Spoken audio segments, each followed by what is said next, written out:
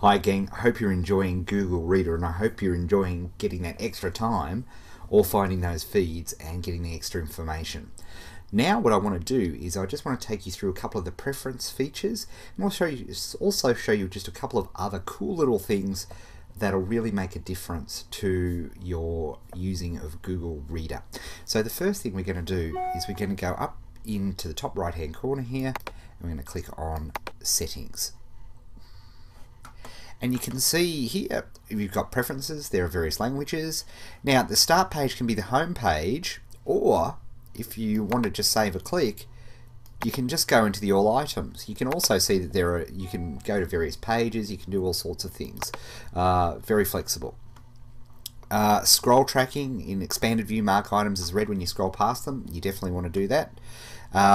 Always start with navigation pane visible and confirm when marking as red is a good thing, although not as devastating as within other readers, as I will show you very shortly.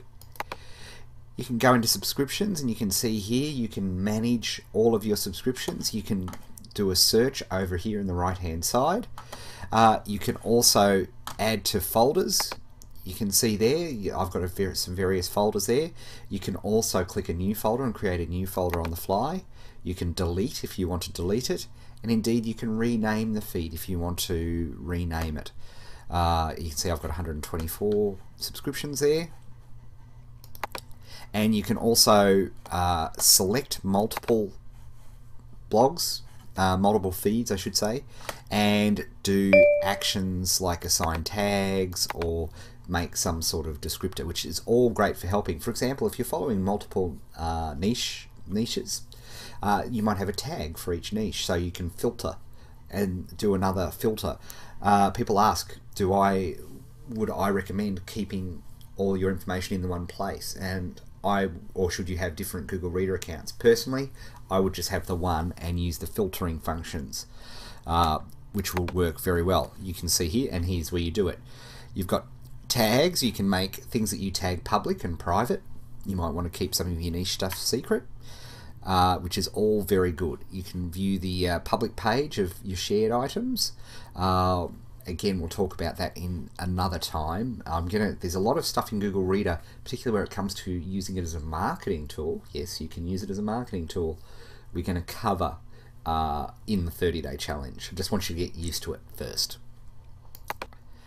Okay, and there are all sorts of cool goodies here. Again, none that we're going to be using right now, although I must admit the iPhone version of using Google Reader on your phone is absolutely stunning. It is just brilliant to use. It has all the functionality of the online reader, and it's fast, even over the Edge network, for those of you who have an iPhone or are getting a 3G iPhone. Okay, now this is a big one. Import and export. A lot of you, veterans, may have been using blog lines, for example.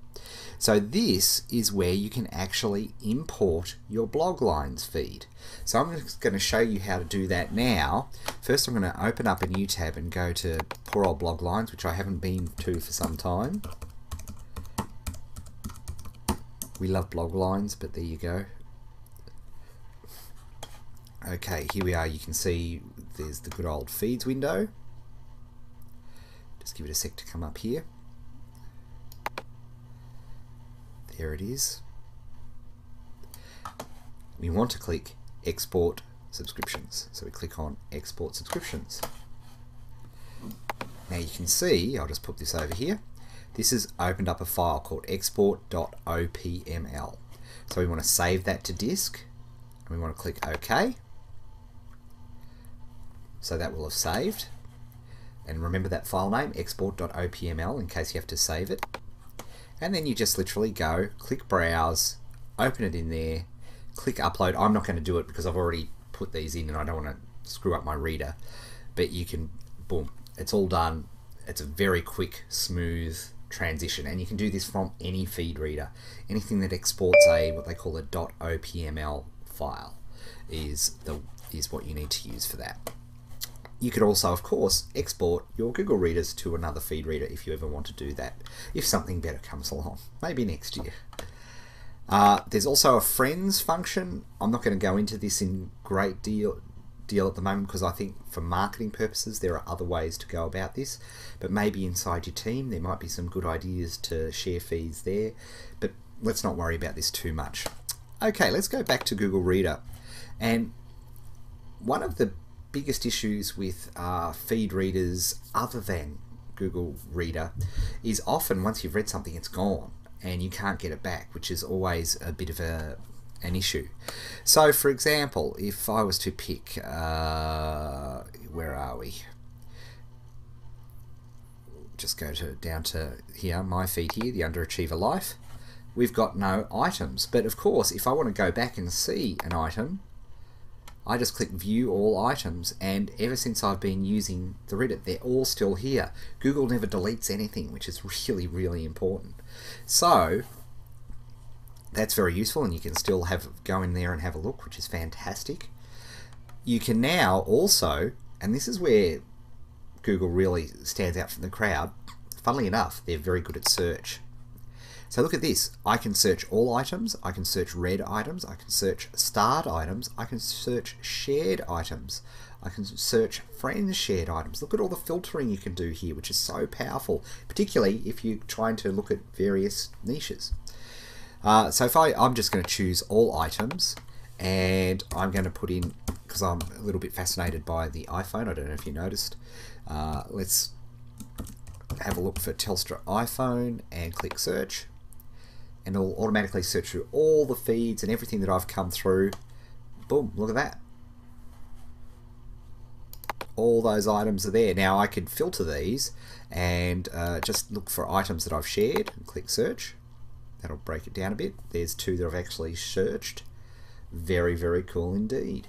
So there's a couple of things that you can do with Google Reader, and I think once you get used to those search, using that search thing as well, that just adds a whole nother layer of functionality for the Google Reader, which is really, really cool. So have fun with that. I hope you've enjoyed Google Reader. We will be coming back to show you all sorts of amazing things, friend feed, sharing links, using the power of leverage of sharing, and all those sorts of things will be covered later on in the challenge. But for now, enjoy it. I hope you're looking and finding subscriptions. Oh, which reminds me, one other thing. Once you have got quite a few subscriptions in your Reader, Google, again, something that's very good at is making relationships. So for example, if we click on the Discover feed here, based on the blogs that I already have, it comes up with suggestions. And you can see here it's done a pretty good job here of putting together, you know, stuff that I'm interested in, iPhone news, and it also has the subscribers, which is interesting as well. So you can see how popular it is, which is also another nice little indicator. So it gives you potential blogs which you may want to subscribe to, which is very, very cool. Normally I'd say to you, please don't, you'll get distracted, but because it's so fast to go through and use Google Reader, go for your life.